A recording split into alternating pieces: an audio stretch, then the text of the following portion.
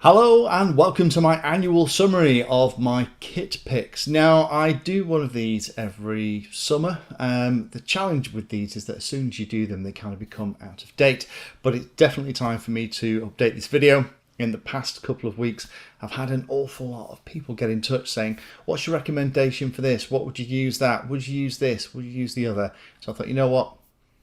While we're all on lockdown, let's do the video. So I'm recording this in the first half of June, so caveat, and we'll get onto more of those in a minute. All this is going to change if you're looking at this in September, October 2020. Now, everything I'm going to talk about, I'm not going to be able to put links to everything I'm going to talk about down below, but if you simply search for the product that you're interested in Google and add Painless 360, you will find my video on it. So if any of the stuff that I'm about to talk about piques your interest, then if you search for that, you'll find my videos on it and it'll kind of explain exactly how you set it up and what I think of it.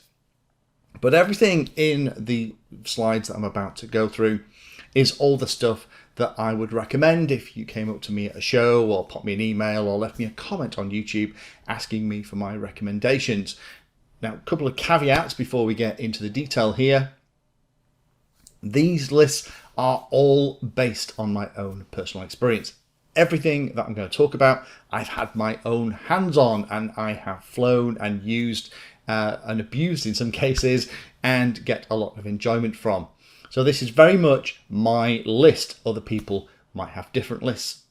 And do remember that because of that, everything is really based on personal bias. Even review videos on places like YouTube, if a model is designed for a certain type of flying that I don't particularly enjoy doing, then my review of it's going to be different from somebody else. Similarly, if a model is designed for the way that I love to fly, I'm going to give it a rave review, whereas another pilot might not. So do keep that in mind as we go through it as well. But in defense of the list that I'm about to go through, I'm very lucky, I get an awful lot of stuff in here that I get to play with. Only a very small number of products would actually make it onto these slides, even from all the stuff that's been released in the last 12 months from the last time I did this. So let's get an easy one out the way first. Flight controllers. I did a video about this. I will put a link to that down below if you want to go into more detail about the kind of stuff that I like. So I've already covered this in some depth several weeks ago now. The kind of stuff that I like, if you're going to be iNav, it's the Brain FPV, the Maytech boards, things like the Holybro stuff, FC Racing, F4Ss, all of those are the kind of stuff that I use on a regular basis. Again, I tend to cheat, and if I get a quadcopter in that has a fantastic setup, then I'll just nick that setup. So if you are watching a review of a quadcopter on the channel and it's working particularly well and it's a really neat installation, some of the really small models, I'll talk about quads in a minute, like the Copis Mini, had a really smart way of installing everything. If you notice that, then all I do is I just kind of nick the whole idea and put it in one of my own models. If we're talking about something like Ardu Plane or Ardu Copter, then it's going to be the Pixhook Cube. The orange one is the one I'd go for now. Something like the Holybro Durandal I looked at a while ago too. And then you've also got the Maytech boards. So those are the kind of things that I would recommend if you are going for a new build. And flight controllers and picking the right flight controllers is one of the reasons that the builds on my channel always seem to go so smoothly. Next picks are flying wings. I love flying wings. I am addicted to flying wings. I have far too many, but there are a few that I fly on a regular basis. Now for me, it's not about line of sight with a flying wing. It's really about flying FPV. So do keep that in mind when I go through this list. Now, the less expensive picks that are really good, particularly if you're starting out, are things like the AR Wing and the Mini AR Wing. They're relatively cheap and cheerful, they're quite robust, and they will take a lot of punishment, but they fly spectacularly well. You can also put flight controllers in them and make them quite smart and clever, and I've done that with one of my AR Wings. We put an F405 in it with Ardu Plane, and it flies amazingly well. So those are two that I definitely look at if you're starting out. The ZOHD stuff I'm a big fan of, so things like the ZOHD Orbit, the Dart, which is a small one with the forward swept wings, and the Dart XL are all fantastic too. So if you're looking for a good stable platform, those are usually not too much money and relatively easy to find. Couple of more expensive options, which if you've got the money to burn and you want something that's really nice, the right wing Drax, the mini Drax, the micro Drac, is that what it's called now? I've got the mini Drac. It is incredible as a flyer, and things like the TBS Caipirinha 2, those are amazing models, but they're a whole level more expensive than the kind of main stuff on the list at the top of the slide. Last couple of honourable mentions for me would be things like the S800 and the Texumo. I think Hobby King sadly have stopped selling the Texumo. It was a cheap as cheerful wing. You could do anything with it, and because it was cheap, if you destroyed it, it didn't really matter. Hopefully they're going to bring that back, but that was one that I've still got 3 or 4 of here in different states of repair, and they are just fab because they're a lot more fun to fly. I tend to get more enjoyment flying less expensive models, particularly in FPV, because if you do have an accident and you manage to clip one or rip one wing off or whatever, then you're not heartbroken. Next list then is going to be fixed wing. Now for fixed wing, I've broken this down into less expensive, more expensive, and honourable mentions again. The less expensive stuff like the Hobby King Bixler is fantastic. The Bixler 1.1 and the Bixler 2 actually are my favourites. I think the Bixler 3 is a little bit heavy in my humble opinion. Things like the Walrus from Hobby King, the Tundra from Hobby King, things like the Mini Talon are all really, really nice models. They're pretty bulletproof and they fly really nicely. Things like the Bixler, the Walrus, and even the Tundra are actually very good if you are beginner. Particularly something like the Bixler, because the prop is out of the way on the back, so if you fly into something you don't destroy the prop motor and the motor housing as well as all of the nose. A couple of more expensive options if you're looking for that. There's things like the ZOHD Rebel GT. There's also the Grand Tundra, which is a bigger version of the Tundra. Flies really, really nice. All the Tundras do, to be honest, and you can fly them off anywhere really because they've got big wheels. And then also the Bush Mule, that's a twin engine. Flies very similarly to the Tundra, but has the 2 engines and looks very different. Also has like the cargo bay at the back if you want to kind of drop parachutist outfit as you're flying over the middle of the field. Only one honourable mention for this, that's the AXN floater. It's like the Bixler but a light version. Again, that's a Hobby King model. Not as versatile as the Bixler, but one that's currently available and a lot of fun and very, very easy to fly. Multi-rotors next. So let me talk about the multi-rotors that I like. Now there's a huge choice of this. Every pilot has their own particular version of this list. This just happens to be mine. First one is Whoop style little quads that sit on the palm of your hand. The Eachine EU65 is fantastic. The Mobula 6 is amazing. And pretty much any of the Emax Baby and Tiny Hawks, those tend to be less aggressive than things like the Mobula 6, but they are amazing fun to fly. And the Emax ones, you can get them with and without prop guards, which makes them handy for learning to fly too. In terms of 3-4 inch models, which are starting to come out a lot more, these kind of Cinewhoop style, the Holybro Cinewhoop is fantastic. I really like that. The Gep RC Cinewhoop is also really good. The Coppice Mini is a fantastic flyer. It's very similar to the Coppice Mini Whoop, and also the Armatan Gecko and Tadpole, which are very small, kind of mini shrunk down versions of the Armatan stuff, are really nice too. 5 inch models, then for me, pretty much anything that Armatan makes is going to be a bloody good quadcopter. So I have quite a few of the Armatans here, and I'll just pick which one is closest and has a decent set of props on it to fly. The Gep RC Mark IV is fantastic, and things like the Holybro Coppice, any of the Holybro Coppice models, are really, really good models too. So let's talk about radios. Again, everyone has their own particular choice on this. The stuff that I like, the game controller type, so if you're coming from a game controller background and you're teaching somebody to fly, these can be a more comfortable fit in their hand and feel less cumbersome. There's obviously the Tango 2, which is the new one from Team Black Sheep. That's only crossfire, so if you want multi-protocol and the ability to connect to other things, that's not going to be up your street. However, there are things like the FR Sky X Lite, which is similar size, but will allow you to connect to free Sky stuff, as well as it has a module bay at the back. It's not a standard GR one, but you can get adapters, so you can put other modules on the back if you really wanted to. But for most pilots that have been with the hobby for a long time, they prefer the traditional radio. I know that I do for flying. I only use the smaller radios if I'm really short for space in something like a backpack if I'm going walking. Common choices for these, I'm still a huge fan of the FR Sky Taranis X9D Plus. We'll talk about what I use on a daily basis at the end of the video, but I'm still using mine, and mine's a 2015 edition, so it's a 5-year-old radio, but still going strong, and long may that happen. Also a big fan of the FrSky QX7 or X7S. That's kind of a baby, a smaller version, slightly different ergonomics than the Taranis, but still a very, very capable radio running OpenTX. And two of the more recent additions to the list, the Radiomaster TX16S and also the Jumper T16 on the new Jumper T18 that was announced just a while ago.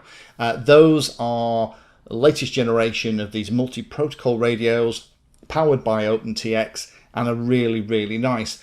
For me, out of those two picks, I think the Radiomaster is a closer fit for me.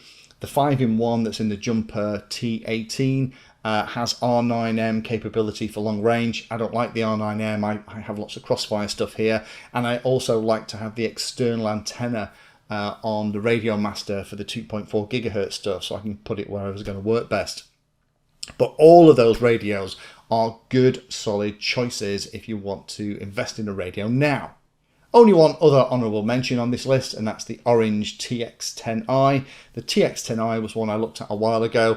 They tend to be relatively cheap and cheerful radios. If you don't have the OpenTX system on, which pretty much all the other radios that I've talked about does, OpenTX can be incredibly complicated for a new pilot, and something like the orange radio is really nice. It's quite a basic interface to set everything up. It has DSM style protocols, so orange and lemon receivers will bind to it okay, as well as kind of spectrum receivers too.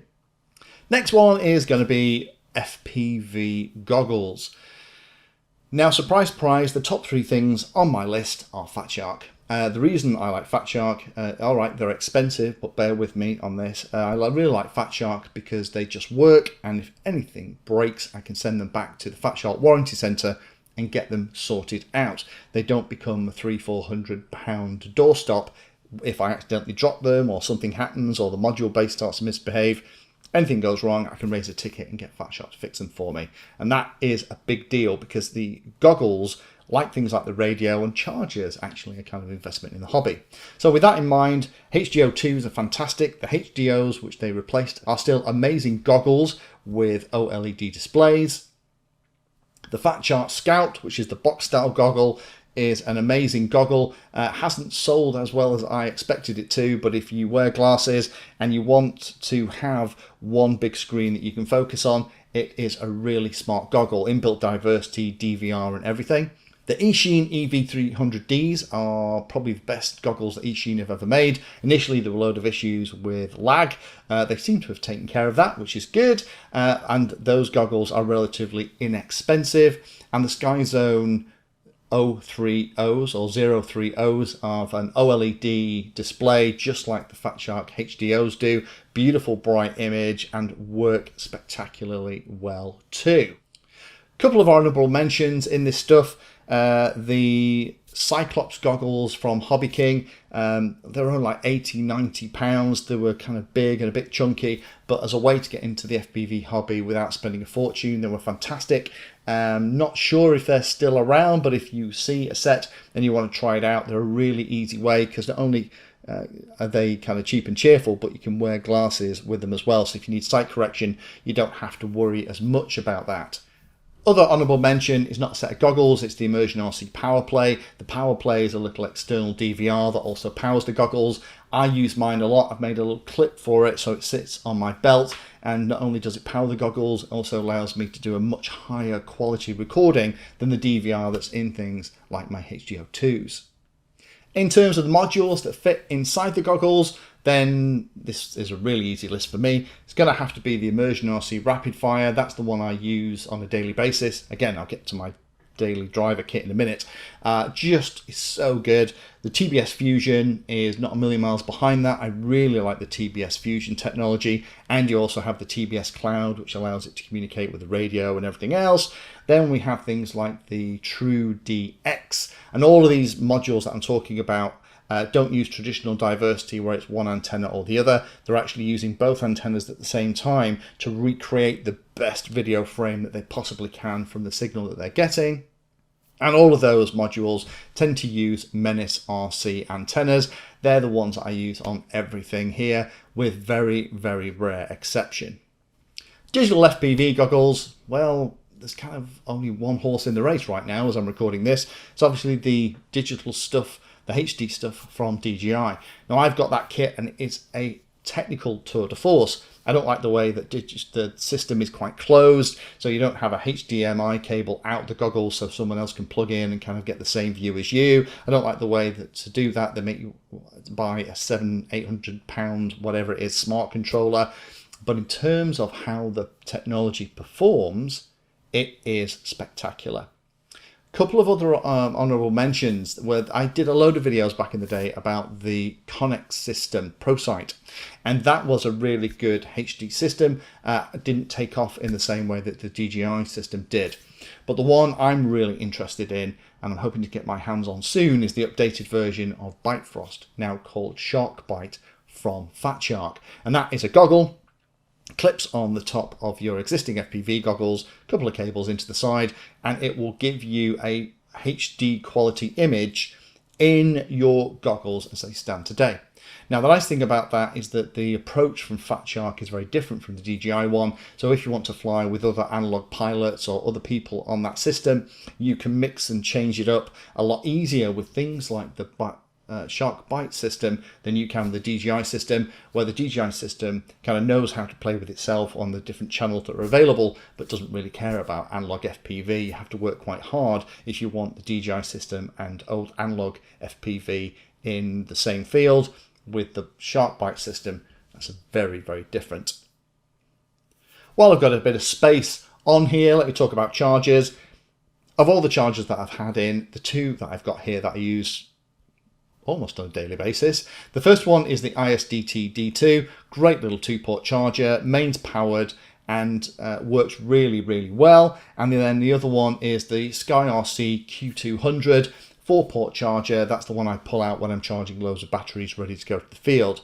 If I had to pick a field charger, it would be the Toolkit RC M6D, I think it is, that I looked at a while ago, but I don't use field chargers, but if I did, that would be the other one on the list. So those are all my recommendations, but I guess the most telling list is, well, what do you use on a daily basis? You're very lucky you get access to all this technology. What do you fly? So let me go through that. So first of all, in terms of the goggles, it's the Fat Shark HDO2s. I don't fly with anything else. With the Immersion RC Rapid Fire module in it, Menace RC antennas, and I have the PowerPlay clipped to my belt to record the video. In terms of the radio, I'm still using my FreeSky Taranis X9D Plus back from 2015 with Crossfire in the back if it's a Crossfire enabled model, and that has been a loyal, wonderful radio that I've had to do things like, you know, the gimbals have been upgraded, there's been a couple of repairs. When that fails, I'm going to go on to the Radiomaster TX16S. That's going to be one that I replace it with because I like the external antenna for the 2.4 stuff. In terms of the wings, what will you see me with at the field if you see me flying? There's a very good chance there'll be the ZOHD Dart. It's actually called a Brain Dart now. We put Brain FPV flight controller in it with iNav in a series at the beginning of the year. That is just such a fun little wing, and the wings pop off. It's all held on with magnets, so it also can kind of fit in a backpack without any problem at all. Also a big fan of the AR wing and the AR mini wing. Because they are so cheap and cheerful, you can just fly them around, and if they do crash or get damaged, it's a shame, but it's not heartbreaking. You can get some new foam for 60, 70, 80 pounds and then move everything across and recreate the model from scratch. The other one that you'll see me with now I've built it, and it took me a very long time to build it, is the Mini Drac. It is horrendously expensive, but it flies unbelievably well. And I put my DJI HD system in the Drac. It's the only wing that has it, and that combination of amazing flying with the speed, with the HD in the goggles is intoxicating. It's the only word I can think for it. It's fantastic. In terms of quadcopters, these days you're probably going to find me with a Cinewhoop or two, probably the Coppice one, maybe the Gep RC one, and maybe an Armatan quad. As I said when I was talking about quads, all the Armatan stuff is just fantastic. So things like maybe a Badger, or maybe the Tadpole or something like that. It'll be one of those that I have at my feet for flying around. And the Cinewhoops tend to be there for if I'm following my mates' planes about. I'll kind of use the DJI HD system to follow them and get shots of their planes as they wheel around in the sky. So before I go on for too long, hopefully that's been an interesting list. That's the stuff that I use. That's also the stuff that I would recommend. You'll notice on those lists that a lot of the things on those lists are not the cheap and cheerful options. Some of them are lower cost. A lot of them are a little bit more expensive. And the reason for that is that, just like in everything else, you have to view some of the things in a hobby as investments. I've talked about this before. Things like your charger, your goggles and your radio are things that you're potentially going to have for 3, 4, 5, 6, 7, 8 or more years. So get the best that you can and take care of it, and it will look after you. Again, this list, if I did it in a month's time, would probably be different, probably new things on there. Watch out for my review. There's a review playlist. Watch out for my reviews as they come out. I'm pretty clear about the ones that I like. And the last 2 points are the reason that I go for the technology that I do in the builds that I do is because the quality stuff makes the building an awful lot easier. And sometimes I get comments on videos that are just saying, your builds, you know, they always go so smoothly, you never show all the problems. The reason that I don't have the problems is because I buy the half decent kit in the first place, and then not only is the build easier and you get to the end and the thing flies well, but you've got more confidence that it's going to continue to fly well until you get bored of it. And the last point is, wherever you can, if you can find a local RC supplier that has the kit that you need, even if it costs a couple of extra bucks, buy it from those guys. The reason being is that if you buy it from one of the China warehouses, it takes a bit longer to get to you, and sure, you might save yourself 15, 20 bucks or maybe a little bit more. But if it arrives and it's damaged or there's a problem, it's very difficult to get that sent back and get it sorted out. If you use a local supplier in the country that you're in who has that technology, then they're there for pre-sales help and support, and also there if you do have a problem with it, they can get involved and help do a return or give you help and support over the phone, or maybe in person if you can make it to the store to get you flying and get you sorted out. So hopefully that's been an interesting video. Thank you for sticking with it all to the very end. Again, all the stuff I've talked about are things that I've got videos on in the channel. So if you want to find something that I've talked about, so for example, the Fat Shark HDO2s, if you type in Google Fat Shark HDO2 Painless 360 and hit enter, you'll find my videos on that topic. But that goes for anything that I've talked about in this video. Thank you for watching my video and watching right to the very end. If you want to find out what I'm currently working on, you can follow me on social media by searching for Painless 360 in the usual places. If you'd like to become part of the inner circle, then you can become a Patreon. Details are in the description and you get lots of additional benefits. Check out the playlist section on the channel too. I organise all of my videos into playlists, and it's called something like Introduction to or for Beginners. All of the content is aimed so that you can start at the very beginning, and it teaches you that subject, starting with simple principles and moving up to teach you everything you need to know.